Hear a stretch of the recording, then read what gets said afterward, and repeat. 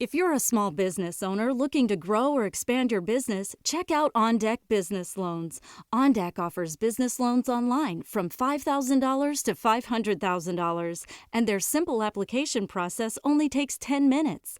Unlike banks, they'll give you a decision quickly, and funding is as fast as one day. Get a free consultation with an OnDeck loan advisor. Visit ondeck.com/podcast. The key to sustainable leadership lies in the ability to thrive in uncertainty, ambiguity, and change. Grand Heron International brings you the Coaching Assistance Program, giving your employees on-demand coaching to manage through a challenging situation and arrive at a solution. Visit grandheroninternational.ca/podcast to learn more. This podcast is part of the C-Suite Radio Network, turning the volume up on business.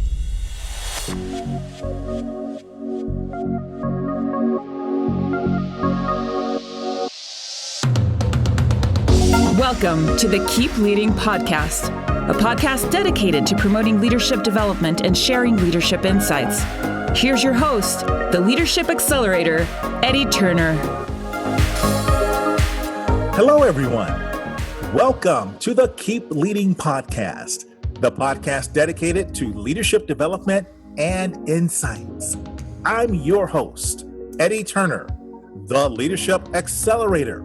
I work with leaders to accelerate performance and drive impact through the power of executive and leadership coaching, facilitation, and professional speaking. Did you know that client leadership is a leadership competency for 21st century leaders? I did not know that. But because of my guest today, I learned that it is imperative that today's business leader can no longer be satisfied with having an internal focus. Today's leader must be externally focused as well and develop key client relationships. Here today to talk about client leadership is Andrew Sobel. Andrew Sobel is the leading authority on the strategies and skills required to earn lifelong client loyalty and build trusted business partnerships. He is the most widely published author in the world on this topic. He's written 9 highly acclaimed books on developing the relationships that matter with your clients and for your career. His books have been translated into 21 different languages. He has published over 400 articles and contributed chapters to 4 books on leadership, strategy, and marketing.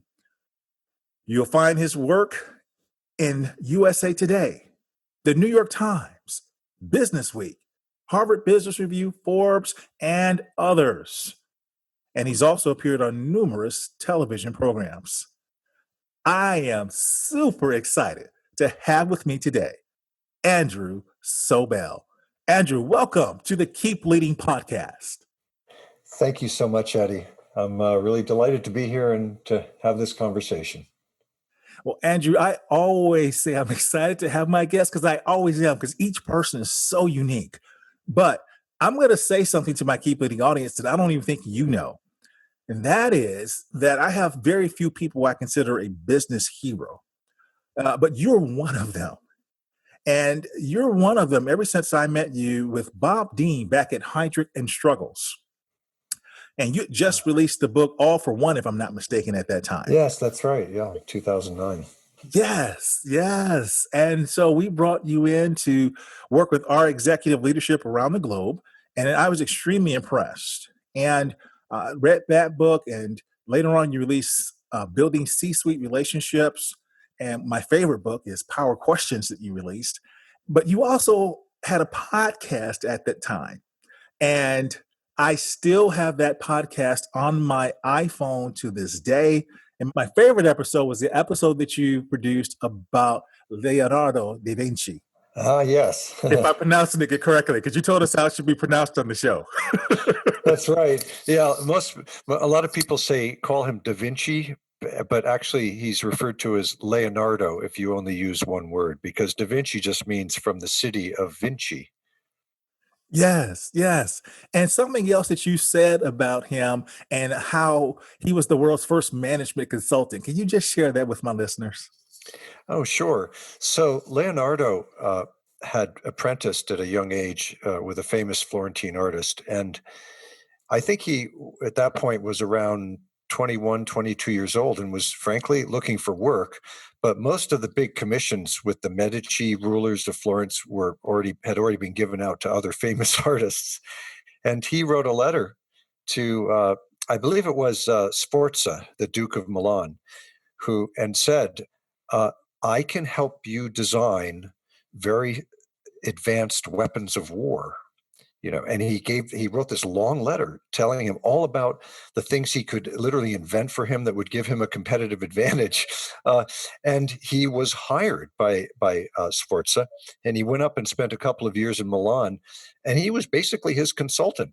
He consulted to him on military strategy, weapons, on, for example, things like how to drain, swampy land so it would be more fit for battle, all kinds of fortifications, you name it. So I like to say 500 years ago, he was the first management consultant. Yes, yes. And you highlighted so many different things about this person who most of us might have only thought of as just being a great painter. You talked about him being a Renaissance man and all these other areas. And that really resonated with me because I was a person who had multiple skills and was just starting to be able to get the opportunity to leverage them. And there's a phrase that you introduced that I adopted as part of my own way of describing myself. And I always gave you attribution. And that was you talked about being a deep generalist and a deep specialist. Yeah, yeah. Yeah, the deep generalist, I guess the deep part, is your core expertise as a provider, whether you're a, you know, lawyer, consultant, banker, you name it, accountant. There's that deep expertise you need to bring to the table. Like yours is around leadership and leadership effectiveness. But you also have to bring a broader set of skills that you layer on top of that, both big picture thinking skills and relational skills, what we call business acumen. So you have to layer those broader skills on top of your core expertise.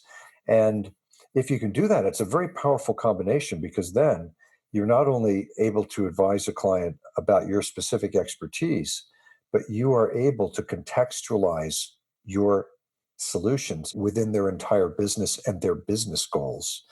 So it's sort of like the difference between going to see a really great internist or general practitioner for your health who's looking holistically at your health, at all your bodily systems, versus when you go and see a very narrow specialist, maybe a dermatologist or podiatrist who looks at your feet and so on. So I think in many professions, you need to be that deep generalist. And especially, Eddie, if you want to work in the C-suite, if you want to work with top executives, you've got to bring that bigger picture thinking. You've got to build that deep personal trust. And so on. That is characteristic of a deep generalist. Absolutely. And that's been a theme through a lot of your work that I've had a chance to read and what I remember from the time I had the privilege to work with you. And you have a new book coming where you continue to share your wisdom with readers. It starts with clients is the name of your new book. Tell us a little bit about when people can access that. Sure. It starts with clients is being released at the end of March.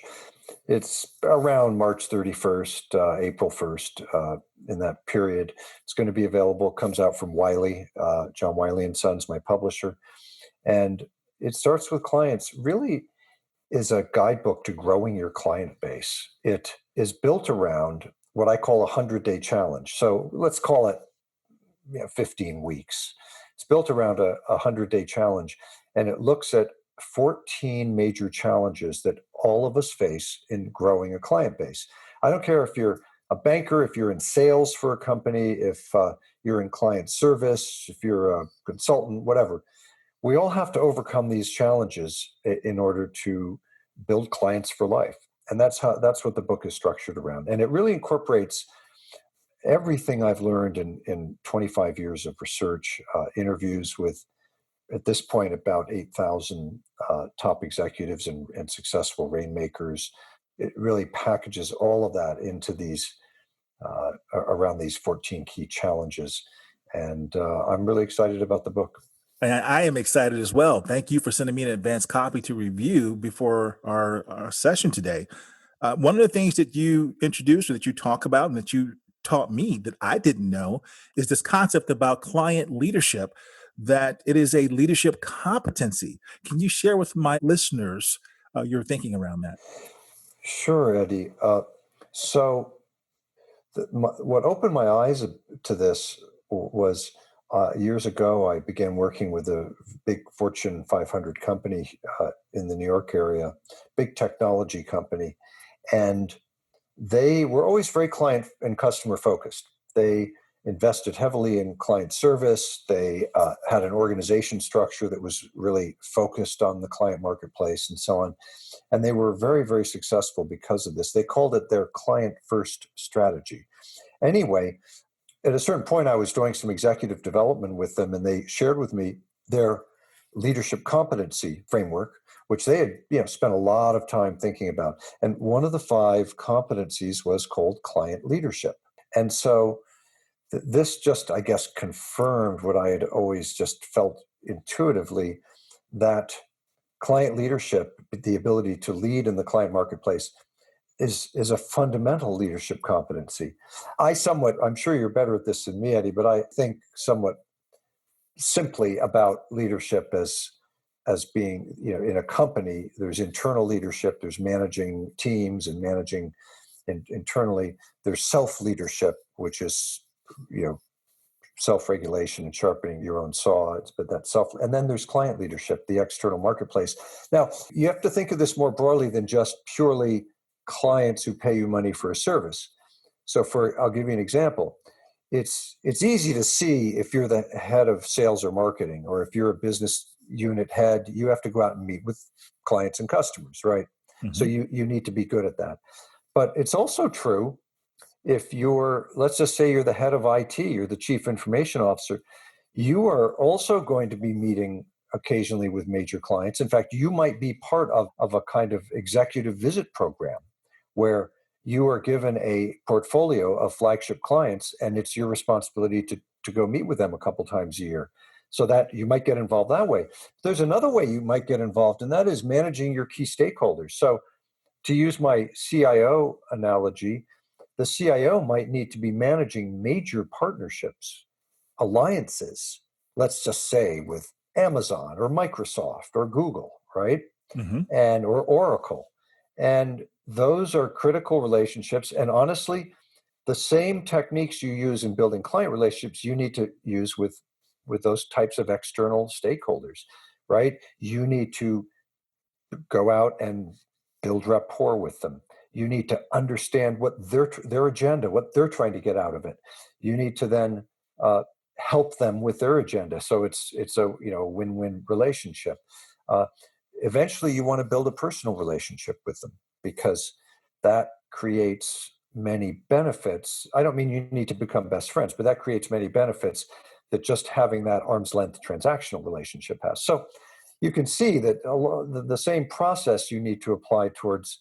And nowadays, leaders have to be managing these outside stakeholders because of the interconnectedness of our business ecosystem. Yes, no longer is it okay to just have our one silo that we're looking at. We have to extend our vision. Yeah, exactly.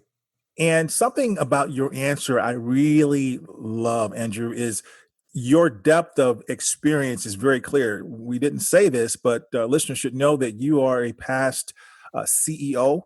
You are a person who spent years in management consulting.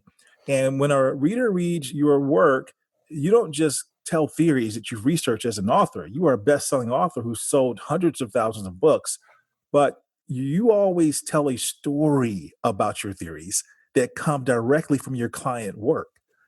And I felt as a reader, and I'm sure others do as well, that we're getting access to the C-suite when we read your work.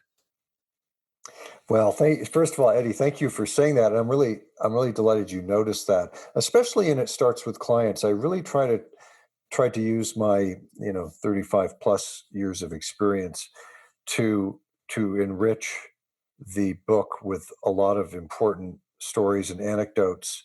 Many of them are my own. Some of them are my client stories, leaders I've worked with at these different companies who had incredible experiences, because it does bring them to life.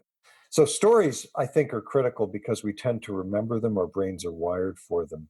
Just to give you an example, I could talk on and on about the importance of understanding your client's agenda, what I call agenda setting, which is a process. First, you've got to react to what they're asking you to do. Then you need to sense their agenda and really understand it. And then ideally, you help them to shape it collaboratively, to improve it. Their agenda being their 3 to 5 critical priorities, needs, or goals. So, for example, what really drove that home for me, because a lot of people will say, well, yeah, of course you got to understand, what's important to the other person, is I worked with the top partner at one of the biggest strategy consulting firms in the world. Top partner in the sense that every year he sold more business than any other partner out of hundreds in the firm.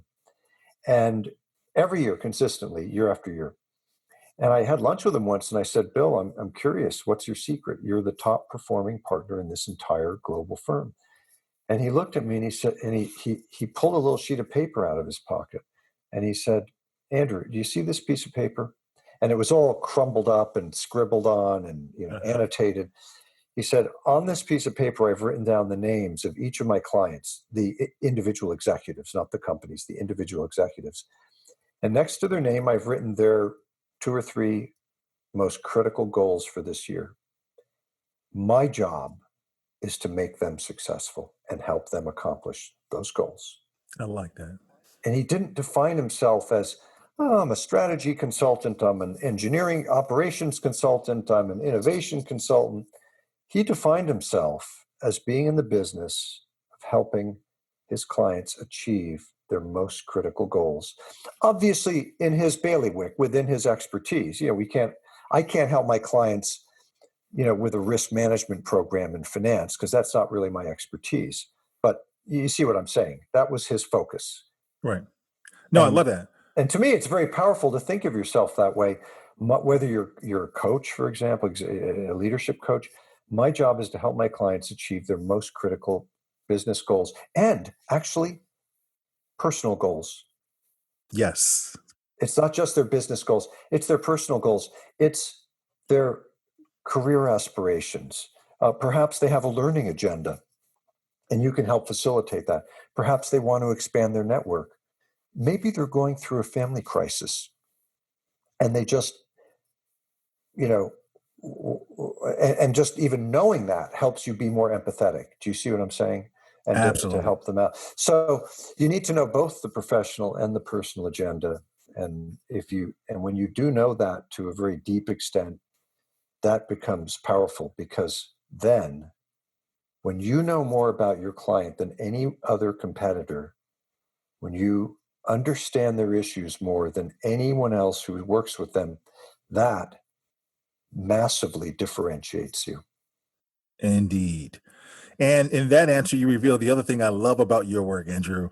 And that is, not only do you give us graphic illustrations through the stories you tell, I see those characters come alive. Even as you started describing that, I felt like I was listening to an audiobook. But they come alive, and you tell us how. You end every chapter with strategies that we can take to actually now do what you've explained and illustrated. And so just extremely compelling. Oh, thank you so much. Well, I'm delighted that it struck you in that way. And I've had a handful of clients read the advanced copies, and they're pretty excited. Good. Well, I'm talking to the amazing Andrew Sobel, a globally recognized executive who speaks 4 languages and is the best-selling author of 9 books in 21 different languages. He's the leading authority on the strategies and skills required to earn lifelong client loyalty and build trusted business partnerships. We'll have more with Andrew right after this. This podcast is sponsored by Eddie Turner, LLC. Organizations who need to accelerate the development of their leaders call Eddie Turner the Leadership Accelerator. Eddie works with leaders to accelerate performance and drive impact. Call Eddie Turner to help your leaders one-on-one as their coach, or to inspire them as a group through the power of facilitation or a keynote address. Visit EddieTurnerLLC.com to learn more. This is Patricia Fripp, the presentation skills expert, and you're listening to the Keep Leading podcast with my friend Eddie Turner. We're back, everyone. I am thoroughly excited to be talking to Andrew Sobel, a globally renowned executive who speaks 4 languages and is the best-selling author of 9 books in 21 different languages. He is the leading authority on the strategies and skills required to earn lifelong client loyalty and build trusted business partnerships. We're talking about his new book, by the way. It starts with clients. And through Andrew, I feel like I have gained access to the mind of CEOs and what it means to be in the C-suite. And through his new book, he reveals strategies that all of us can apply. Andrew, what separates great rainmakers who are able to earn clients for life as trusted advisors from ordinary professionals? So, Eddie, that's the million-dollar question, and one that I have spent many years studying. So I hope I can give you an answer here. Of course, first of all, there's no one thing, obviously. There's no silver bullet. And secondly, I think each of us does have certain gifts that we bring to bear in different measure, right? So Okay. I don't think every great rainmaker is not a sort of cookie cutter of the other, as it were.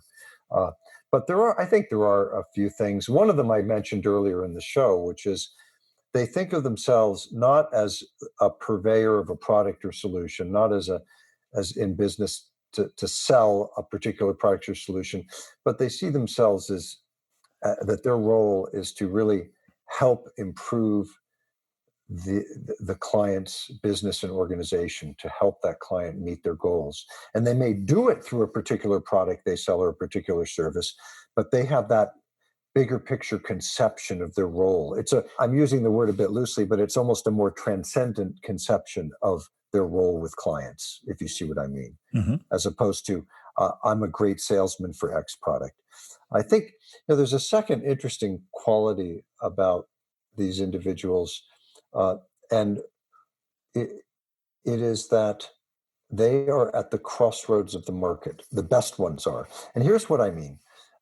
So I had during the talk about recessions in 2008, 2009, I had a client who was in the executive search business, and he called me up and said, Andrew, it's terrible out there. I call clients up. They don't even want to see me. They say, look, we're not hiring anyone. We don't need you. And I said to my friend, look, here's what's wrong with this picture. Clients should view you as being such an interesting font of information about the market, about talent, about leadership, and all that stuff that they will always be willing to see you, even if they don't need your services. How about They're that? going to want to see you because you'll always have something interesting to say. And so I think that you do that by actually getting out into the market and talking to lots of people. My old co-author, dear late Jerry Panis, my Power Questions co-author, he used to say, he was very old-fashioned, and he would say, if you want milk, you got to get out of the house and go out to the barn, no matter what the weather. Okay. And the point is, the more you're out there talking to people, whether it's prospects, clients, just people you know in the industry, the more valuable you become to your clients because you've got the pulse of what's going on. So they're at the crossroads of the marketplace, and therefore clients are always interested to see them. Another interesting characteristic of the really great rainmakers and trusted advisors is they are a trusted advisor to their best clients when there's lots of business and when there's no business. In other words, Wow. they're there even when there aren't big fees coming in. They're still checking in. They're still going and having coffee and offering to be a sounding board and give advice and so on.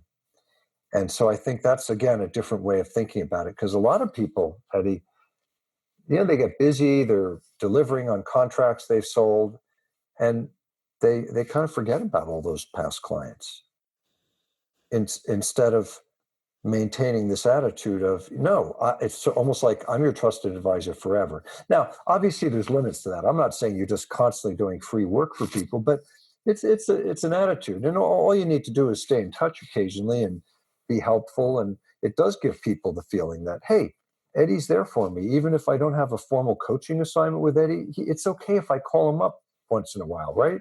Right. So I think that's also very, very powerful. Okay, Andrew. Now I have a new set of assignments I need to put on my to-do list for next week. Thank you. You better get busy, Eddie. No, that is really a good reminder and so very true. So clients should be seeking us no matter the circumstances, and they will only do that if we've proven ourselves to be a font of knowledge who offers value. And as you so beautifully say in your work, moves from being just the hired expert to being the trusted advisor. Yeah, yeah.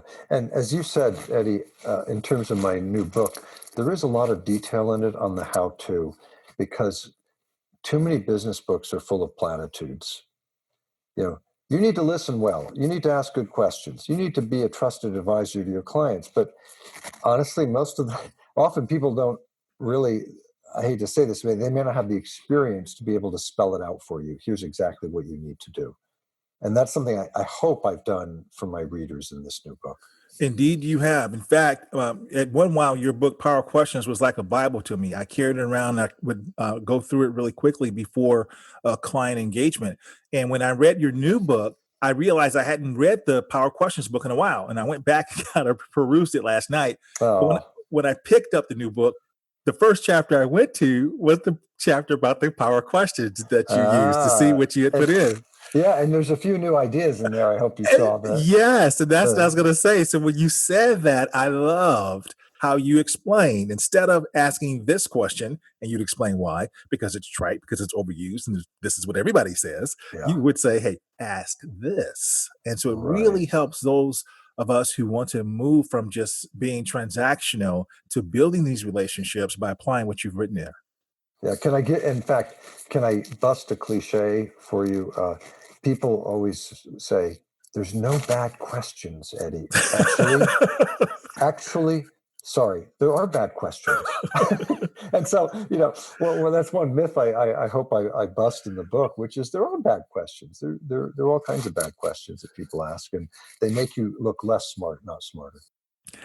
Yes, and bust away, absolutely. And I must stop saying that as well. Sometimes when leading a class, I'll say that. But yes, there are certain things, especially when in our client relationships, if we're going to exercise client leadership, there are some questions we clearly want to avoid. Sure. I mean, look, in general, you're not going to shoot yourself in the foot by asking a question, okay? But you could go meet with a CEO and ask questions that were too basic. And the CEO might be thinking, you could have learned this before you came in to see me. Yes. Just to give you an example, right? They might say, you could, in the back of their head, you really should have gone to school a little more. Yes, I love how you open up in Power Questions. There's a quote that you used that either you said or one of your senior executives said about what CEOs can tell about a consultant by the type of question that they ask. Oh, yeah. You want to share that? Yeah, basically, that happened years ago. I was actually in Chicago interviewing the CEO of a $10 billion company for actually another book at the time. And he said to me, Andrew, I can always tell how experienced a potential supplier or advisor is, whether it's a lawyer or a banker, by the quality of the questions they ask. Because that Yes. tells me how experienced they are. Yes. Notice he didn't say, I can always tell how good they are by the quality of their PowerPoint slides.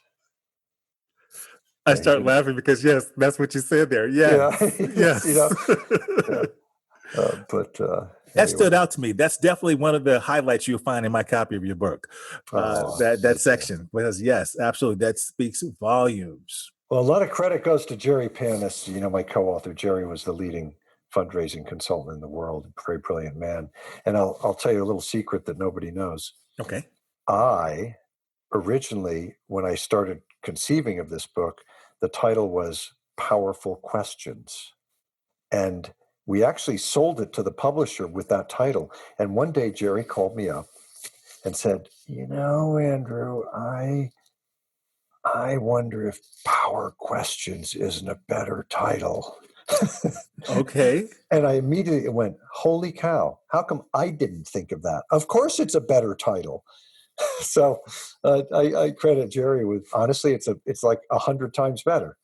And so, because a lot of my clients have adopted the language. They talk about, okay, what's the power question we're going to ask in this meeting? Yeah, it's interesting you bring that up because I didn't think about that until I looked at the book yesterday with fresh eyes.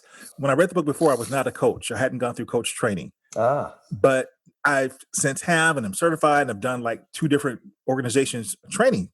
So in my mind, I found myself always saying powerful questions because that's what you hear. But when I looked at your book again in fresh eyes yesterday, not only did I understand that, it just says power question. Yeah, exactly. Singular. Exactly. And then I looked at the illustration where you have the power symbol in the question mark. And that didn't stand out to me before. And I got it. Excellent. Okay. So everyone wants to gain access to the C-suite and to senior executives. Why is it so hard? It's so hard because in the last 10 or 15 years, more and more people are trying to meet with the C-suite. More and more people are, and that's for many reasons. I think we're in some ways they're more powerful than they used to be. They are viewed as almost celebrities in their own right, but also, frankly, a lot of purchase decisions, they aren't made in the C-suite, but they do have to okay them, if you know what I mean. Yes. And so on. So everybody's trying to get into to see people in the C-suite, and C-suite executives, therefore, have become ever more protective of their schedules. They do want to ensure that their teams are empowered to sort of take decisions and to meet with people. They don't want to be the bottleneck. And so there's another reason, which is the external responsibilities of top executives have multiplied in recent years. Mm-hmm. Dealing with regulators, dealing with key clients, dealing with alliance partners, all kinds of external responsibilities that these executives have. And we now have something both great and terrible called email. So if you think about it, the demands on their time have just multiplied. There's actually was an article a few years ago in the Harvard Business Review where they track this. And so 30 years ago, it was something like 1,000 or 2,000 communication interactions a year. And now it's more like 25,000. Wow. So there's been there's actually a chart in this article showing this, because think about it. We had voice messaging, first you had just like telephone calls, then you had voice messaging, then email developed and the internet and on and on. And so there's been this long, almost geometric progression. So I think there's a lot of reasons. Therefore, if you want access to the C-suite, you really have to, think through what your strategy is. And there's 2 parts to it, obviously. Part of it is how do you build a network of more senior executives? And the other is how do you get in to see a senior executive that you don't know very well? Mm-hmm. And I'll tell you right now, again, no silver bullet here, but I'll tell you right now, with senior executives, most of them have told me in surveys I've done, and this is corroborated with other research, that they generally won't see someone they don't know unless they've been recommended to them by a colleague or friend. Yes. So that's number one. Or there's a second condition: if they feel they have a particularly interesting idea. And the other way around that I believe you address in your book in the last chapter about becoming a person of interest. Am I right? Exactly. So person of interest, of course, is a subject of a law enforcement investigation. It doesn't mean you committed a crime, but they talk about a person of interest in this investigation. So I kind of humorously use that term. But basically, what is it about people, business professionals, that a top executive would actually seek them out? And look, it starts with your reputation in your field, of course. You need to have some renown, some visibility that you're tops. In executive coaching, Eddie's one of the go-to people. Now, that doesn't mean you have to be the go-to person in the world or even the United States, but it might be in a certain industry or a certain group of executives. You're known as being a fantastic executive coach, right? And for me, for example, there's certain industries I work a lot in, like professional services, like financial services. So I'm much better known in those industries than, say, manufacturing, which is fine. Mhm. So you need to build that reputation. I think there's a second piece, though, that's really important. Okay. You have to approach more senior executives with a different level of thought leadership. Mm. So I'll use your business as an example. You might approach, let's just say, an HR executive who hires you might be very interested in your coaching methodology, or Yes. right. They're going to like, what training do you have, or what methodology do you use? And is it this and is it that? And what are the checkpoints, and how do you ensure continuous learning and all these things? Whereas if you were talking to a more top executive, they'd be more interested in knowing about who else have you coached, Yes. and what Yes. results, and like, what results did you get for them? They're much more interested in the impact and the results, and have you handled their issues before? So that's just a simple example. How the so the No, the, that's the spot on. That's a great example. is that fair? I mean, because I have a small executive coaching practice, and that would be typical for my experience. So I think, and so the thought leadership, whereas you might be talking to that HR executive, or I might be talking to a learning and development executive about, more of the sort of content and my teaching methodologies and my digital learning suite and all this stuff. Whereas with a top executive, I'm talking to them about culture change, about creating a clients for life organization, right? How Yes. how do you align your entire organization towards creating true breakthrough client experiences? What does that look like? And so you've got to be developing that kind of thought leadership. You can't just go in and talk to senior executives about your methodologies. And I do see that mistake quite often. One client of mine, very quickly, who was a accounting partner at a big four firm, was invited to the dinner with the board of directors of his client. And he told me in front of a big group, he was very, confessional. He said he went all prepared to talk about taxation issues and, VAT policy and all this stuff. And during the dinner, he said the questions he was peppered with, it started with, what do you think is going to happen to the dollar euro exchange rate? Yeah. Or what do you think about this macro event that's occurring? And he told me he was totally unprepared for the dinner because he didn't really think that these board members were going to be much more interested in big macro issues than they were in his accounting methodologies. Isn't that something? And he said he learned his lesson. A lesson well learned, I'm sure. Yeah. Wow. So I got to tell you, I'm just fascinated, and I'm stuttering because I'm talking to somebody who I've wanted to talk to for a long time and who I haven't talked to in years. Actually, it's probably That's true. been like Yeah. It's 10 been a years since you and while. I've talked. Right? We've That's had an right. email communication there, but haven't spoken. And so I have just thoroughly enjoyed talking to you, Andrew. And I got to tell folks, It Starts with Clients is a book you want to read. Andrew gets into how we can master the first meeting, how we reframe for maximum impact, something we talk about a lot in coaching, how to use those power questions that I was talking about earlier, and how to build senior executive relationships, and so much more. What is the biggest takeaway you want our listeners to have from this conversation, Andrew? I think maybe on two fronts. In terms of specifically thinking about growing your client base, I want to say one thing. You have to lower the threshold for a client meeting. That is actually one of the secrets to growing your client base, because a lot of people feel they can't go talk. It's the expert mindset. I can't go talk to a client or a prospect unless I've got a brilliant idea or a 30-page PowerPoint presentation. Whereas when you have the trusted advisor mindset, you can go talk to clients, have a cup of coffee with them, ask them a few powerful questions, and share some observations about their business or about other clients you're working with, and you can have a great conversation. So lower your threshold for a conversation with a client, for a meeting with a client. You'll get in front of more people and you'll learn more, and then you'll become ever more valuable.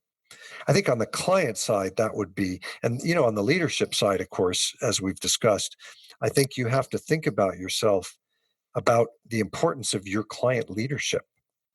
So if in a company you have a relationship with a big client, even if you're the CFO, you ought to be building a relationship with the CFO of that other company. Mm-hmm. If you're the head of HR, you ought to be building a relationship with the head of HR at that other company. Do you see what I mean? That's a really good point.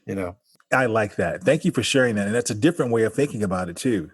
On the Keep Leading podcast, we like to find out what's the best piece of advice you've ever received, or your favorite quote that you use to help yourself to keep leading.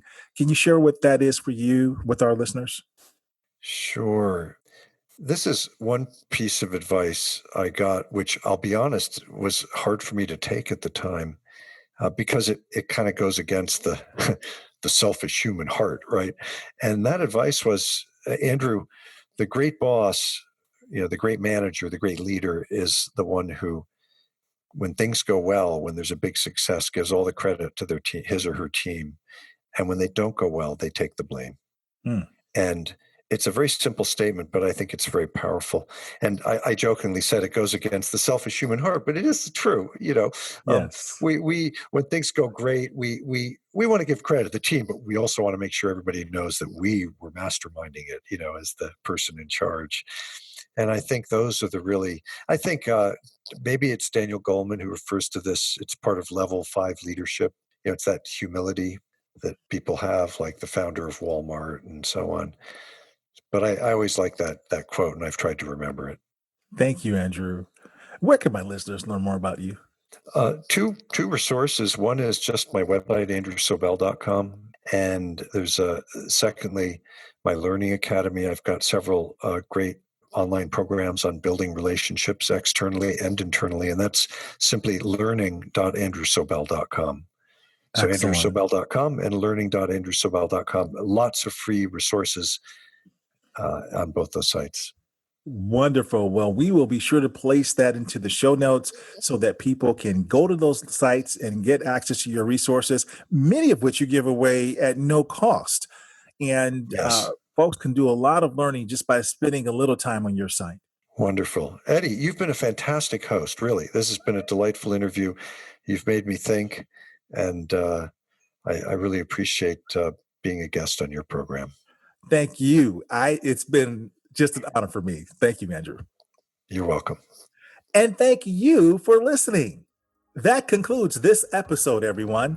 I'm Eddie Turner, the Leadership Accelerator, reminding you that leadership is not about our title or our position. Leadership is an activity. Leadership is action. It's not the case of once a leader, always a leader. It's not a garment we put on and take off. We must be a leader at our core and allow it to emanate in all we do. So, whatever you're doing, always keep leading. Thank you for listening to your host, Eddie Turner, on the Keep Leading podcast. Please remember to subscribe to the Keep Leading podcast on iTunes or wherever you listen. For more information about Eddie Turner's work, please visit eddieturnerllc.com. Thank you for listening to C-Suite Radio, turning the volume up on business. Teens can spend hours in front of a mirror, making sure their hair looks just right and that their outfit is looking cute. Well, at least the girls. But all teens care about how they look. Most teens are ambivalent about getting glasses because they don't want to stand out in a bad way, and therefore there can be a lot of drama when you take your teen out to pick out a pair of glasses. The problem?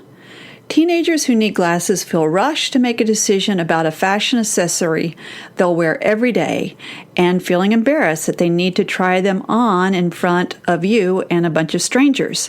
The solution? Jonas Paul Eyewear offers a home try-on kit, which allows you to find the perfect pair right at home. This makes the process a fun experience for the teens and the parents. There are many benefits. It's affordable and stylish. Designer-looking glasses without those designer prices. It's convenient. You can try these glasses on at home, try out 7 frames for 7 days, and only $1 to save time and feel confident that you're ordering glasses your teen will love. There's something for everyone. They have sizes available for kids ages 4 to 16 and some petite adults even wear our glasses. We also offer blue light blocking lenses, both prescription and non-prescription, for teens who spend a lot of time on screens or devices, which is all teens. At the end of this month, they are launching a brand new non-prescription sunglasses line for younger kids who don't need prescription glasses. So head to jonaspauleyewear.com and use the discount Power Parenting for 15% off prescription glasses.